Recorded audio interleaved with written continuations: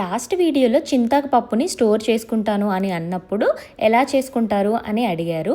So చింతాకుని ఫ్రెష్గా తెచ్చుకొని బాగా వేయించేసి అందులో కొంచెము ఉప్పు నిమ్మకాయ కలుపుకున్నారంటే ఫ్రీజ్ చేసుకొని దాదాపు 6 నెలల పాటు హ్యాపీగా యూజ్ చేసుకోవచ్చు. అలానే ఫ్రెష్గా ఉంటుంది. చింతాకు పప్పు చేసుకున్నారంటే చాలా చాలా బాగుంటుంది. సో దీనివల్ల అన్సీజన్లో కూడా మీరు చింతాకు పప్పునైతే ఎంజాయ్ చేయొచ్చు. ఇక్కడైతే నేను బెండకాయ ఫ్రై చేస్తున్నాను.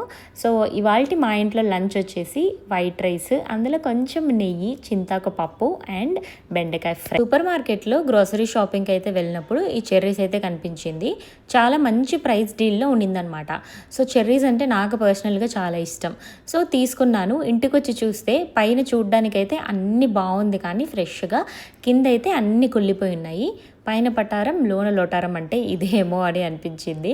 సగం వరకు కుళ్ళిపోయి ఉన్నాయి. మీకు ఎప్పుడైనా ఇలా జరిగిందా? Please subscribe to my channel.